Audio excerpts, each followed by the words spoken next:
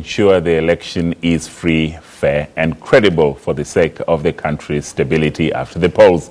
Former South African President Thabo Mbeki, who is heading an African Union elections observer mission to Kenya, said the East African economic powerhouse holds a vital role in the continent, and a credible and peaceful election would set a precedent for the rest of Africa. He spoke to the media in Nairobi after 2 days of marathon meetings with several key people in the electoral process. And to tell us more on this now, we are joined on the line from Nairobi by our East Africa correspondent, Sarah Kimani. Sarah, good to chat to you once again. Can you just walk us through what was announced at that briefing by former President Thabo Mbeki?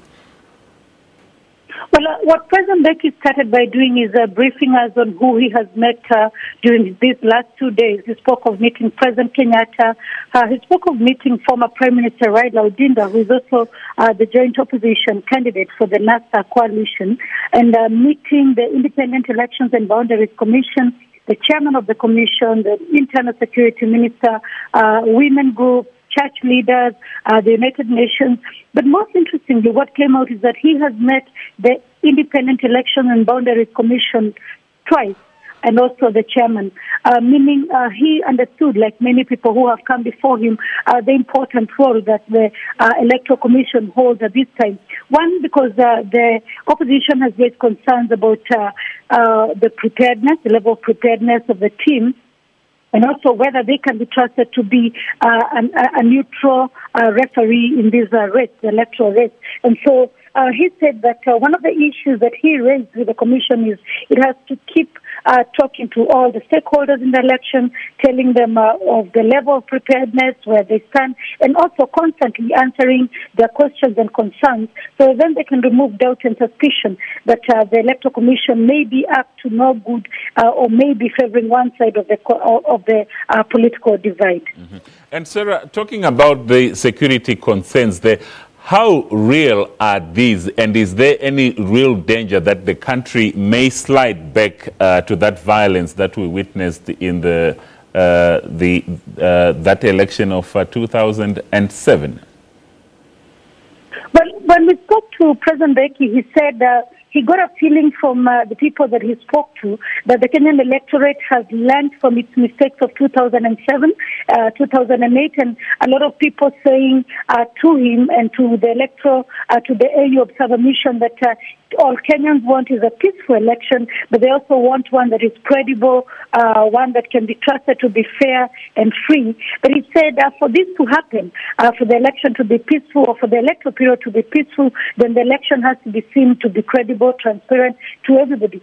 We asked him what other election observers missions have said, and what other groups here in Kenya have said that the country risks sliding into chaos after the elections. And he said he did not get that feeling, or nobody came to him and said, oh, we are planning to fight, or we are planning to kill each other.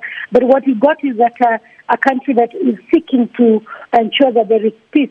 He has a caution that some of the things that will need to be done is that the Electoral Commission has to be seen to be completely prepared. The two candidates, or whoever loses the election and has contestation, must go to court and not resort to any other means of trying to resolve that dispute, saying that is the only way then that the country will remain peaceful.